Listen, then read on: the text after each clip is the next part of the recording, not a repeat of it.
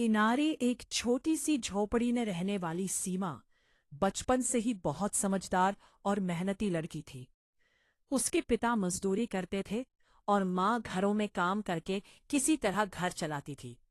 सीमा पढ़ाई में बहुत तेज थी।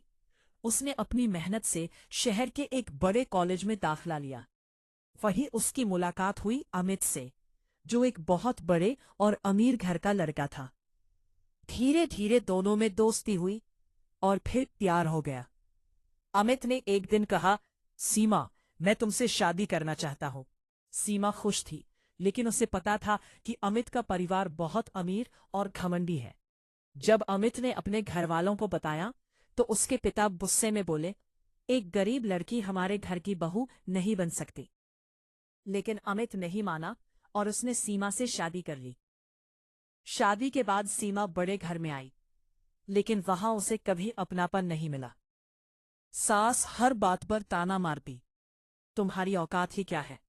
ननद हंसते हुए कहती, झोपड़ी से आई है, झोपड़ी में ही रहना चाहिए था। सीमा सब कुछ सहती रही, क्योंकि वो अमित से बहुत प्यार करती थी। एक दिन सीमा ने देखा कि उसके माता पिता उसके ससुराल आए हैं। वे बहुत डरते हुए दरवाजे पर खड़े थे, लेकिन सास ने उन्हें अंदर आने तक नहीं दिया। कोई गरीबों का घर नहीं है। सीमा का दिल टूट गया। उसने उसी वक्त फैसला लिया। वो अमित के पास गई और बोली, अगर मेरे माता पिता की इज्जत इस घर में नहीं है तो मुझे भी यहां रहने का कोई हक नहीं। अमित ने उसे रोकने की कोशिश की, लेकिन सीमा ने साफ कहा, रिश्ता सिर्फ प्यार से नहीं, सम्मान से चलता है। सीमा ने उसी दिन बड़ा घर छोड़ दिया और अपने माता पिता के पास लौट आई।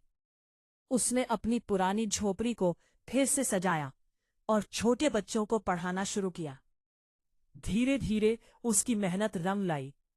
उसकी छोटी सी झोपड़ी एक स्कूल बन गई। अब लोग उसे गरीब लड़की नहीं, बल्कि गांव की गुरु माँ कहने लगे। कुछ साल बाद अमित को अपनी गलती का एहसास हुआ। वो सीमा के पास आया और बोला, मुझे माफ कर दो, मैं तुम्हारे साथ खड़ा नहीं हो पाया।